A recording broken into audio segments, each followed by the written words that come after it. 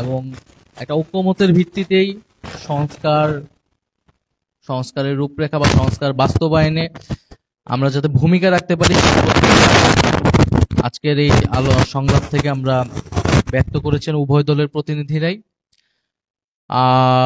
এছাড়া আমাদের সমসাময়িক যে রাজনৈতিক পরিস্থিতি, আওয়ামী লীগকে দলগত হিসেবে বিচার করার বিষয়টা আলোচনায় গুরুত্ব পেয়েছে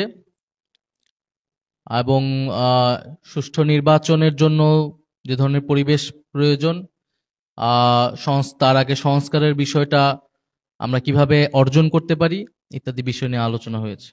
ধন্যবাদ। ধন্যবাদ আহ্বায়ক নাহিদ ইসলামকে। আমি এই মুহূর্তে গণসংহতি আন্দোলনের প্রধান সমন্বয়কারী জুনায়েদ সাকিব ভাইকে বক্তব্য রাখার অনুরোধ করছি।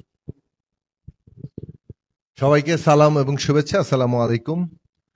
প্রথমেই এনসিপি কে আমরা ধন্যবাদ জানাই। ঘটনাচক্রে এনসিপি ও রাজনৈতিক দলগুলোর সাথে বিভিন্ন স্টেক হোল্ডারদের সাথে আলোচনার উদ্যোগ নিয়েছে। গণসংহতি আন্দোলনও আমরা একই তাগিদ অনুভব করেছি। আমরাও বিভিন্ন রাজনৈতিক দল স্টেক হোল্ডারদের সাথে আলোচনার সিদ্ধান্ত নিয়েছি এবং সম্ভবত আমাদের উভয় দলের ক্ষেত্রেই প্রথম বৈঠক আমাদের ক্ষেত্রে হচ্ছে। মানে অসাধারণ ঐতিহাসিক ছাত্র শ্রমিক জনতার যে গণ অভ্যুত্থান আমরা জুলাই এবং আগস্টে দেখেছি, যে অসাধারণ আত্মত্যাগ আমরা দেখেছি আমাদের সকলের, মানে এটা বলবো ছাত্র শ্রমিক যুবদের, নারী পুরুষের, বাঙালি চাকমা মারমা, হিন্দু মুসলমান, শিশু নারী বৃদ্ধ, সকলে মিলে একটা পুরো জাতীয় জাগরণ ঘটেছিল এবং এই আত্মত্যাগের যারা শাহাদাত বরণ করেছেন তাদের প্রতি আমরা শ্রদ্ধা জানাই এবং তারা এই সংগ্রামে বাংলাদেশ গঠনে প্রেরণা হিসেবে থাকবেন সেটা আমরা ধারণ করি। আমরা যে জায়গা থেকে আজকে আলোচনাটার এনেছি, যে এই যে শহীদের স্বপ্ন, এই যে আমাদের জনগণের যে আকাঙ্ক্ষা, নতুন একটা রাজনৈতিক বন্দোবস্ত তৈরি হবে, বাংলাদেশ একটা গণতান্ত্রিক যাত্রায় হাঁটবে, সেইখানে আমরা কিভাবে এই গণতান্ত্রিক উত্তরণটা সম্পন্ন করতে পারি। সেক্ষেত্রে আমরা মনে করি যে একদিকে যেমন জন আকাঙ্ক্ষা আছে সংস্কারের জন্য, সত্যিকার অর্থে ক্ষমতার ভারসাম্য এবং জবাবদিহি তৈরি হবে এই দেশে।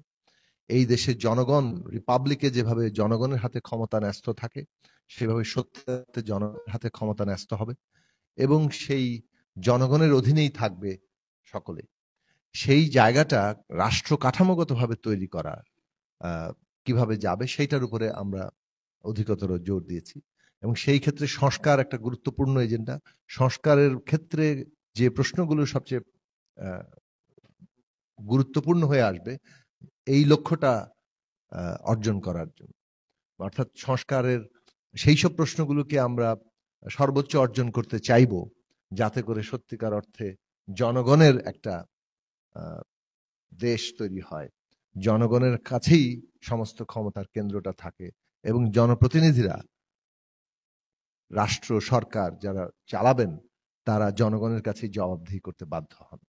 তো সেইটার কাঠামোগত জায়গা নিয়ে আমরা অনেকগুলো প্রসঙ্গ নিয়ে আলোচনা করেছি। বিশেষভাবে আপনারা সবাই জানেন যেগুলো নিয়ে কথা হচ্ছে, 70 অনুচ্ছেদ, সাংবিধানিক কমিশনের মাধ্যমে বিভিন্ন সাংবিধানিক পদের নিয়োগ, প্রধানমন্ত্রীর যে টার্ম, তারপরে আপনার এখানে বিচার বিভাগের যে পৃথকীকরণ, নারী আসনের প্রসঙ্গ, স্থানীয় সরকার প্রসঙ্গ, এখানে দ্বিকক্ষ বিশিষ্ট পার্লামেন্টের প্রশ্ন, ক্ষমতার ভারসাম্য, আনুপাতিক প্রতিনিধিত্ব, এই সমস্ত জায়গাগুলো নিয়ে আমরা আলাপ আলোচনা করেছি এবং আমাদের লক্ষ্য হচ্ছে যে আমরা এই যে ন্যূনতম একটা ঐক্যমত্যে আমরা কতদূর আসতে পারি সেটা আমরা আলাপ আলোচনার মধ্যে দিয়ে চালাবো। একই সাথে রাজপথেও আমাদের যার যার অবস্থান থেকে তো নিশ্চয়ই সংগ্রাম চলবে, সেই সংগ্রাম আবার ঐক্যবদ্ধ রূপ নিতে পারে।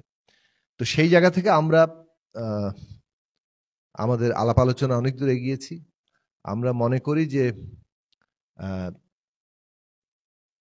আওয়ামী লীগের যারা এই হত্যাকাণ্ডের সাথে যুক্ত, গত 15 বছরের গুম খুন হামলা মামলা লুটপাট এবং সর্বশেষ জুলাই আগস্টে নির্বিচার যে হত্যা, এর জন্য যারা দায়ী প্রত্যেককে বিচারের আওতায় আনতে হবে। তাদের দৃশ্যমান বিচার আমরা দেখতে চাই